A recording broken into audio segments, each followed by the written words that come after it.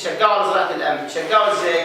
في حاجات كتيره جدا ترفع سعر القمح، تقدم له خدمات الميكنه حتى بالمجاني عن طريق وزاره الزراعه، تقدم له التقويات اللي هي بتنتج اعلى كميه، يعني مراكز البحوث بتنتجها، يعني تجيب له احدث انواع البذور، تقدم له السماد الكافي للقمح، يعني عليها طلبات تسوق محصول القمح. السلام عليكم. تسوق المحصول بتاع القمح.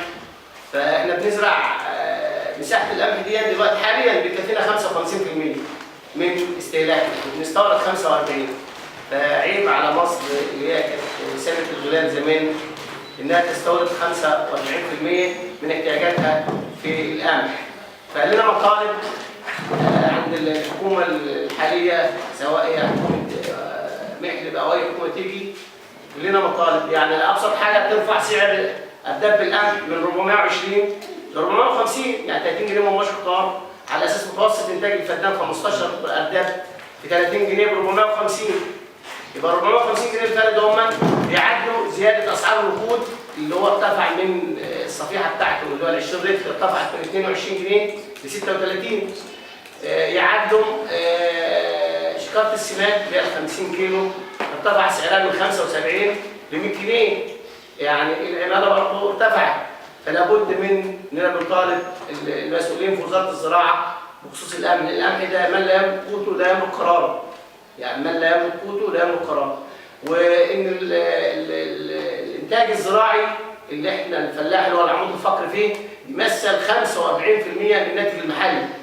والفلاحين بيمثلوا 50% من جموع الشعب المصري.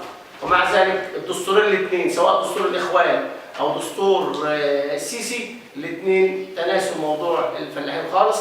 يعني انت لو تشوف الدستور الجديد ده هو الاوائل اللي بيمثل فيها الفئات السبعه اللي هي العمال والفلاحين والشباب والاقباط والمراه وذوي الاحتياجات الخاصه والعاملين بالخارج. دول الفلاحين بيمثلوا فيهم في ال 120 منهم 4 اوائل، قايمه 45 في الصعيد، قايمه وسط الدلتا 45، غرب الدلتا 15، شرق الدلتا 15. بيمثلوا كل الموضوع كله 12 فلاح. طب ال 12 فلاح يعملوا ايه؟ والفلاحين بتمثل 45% على الاقل من جموع الشعب المصري.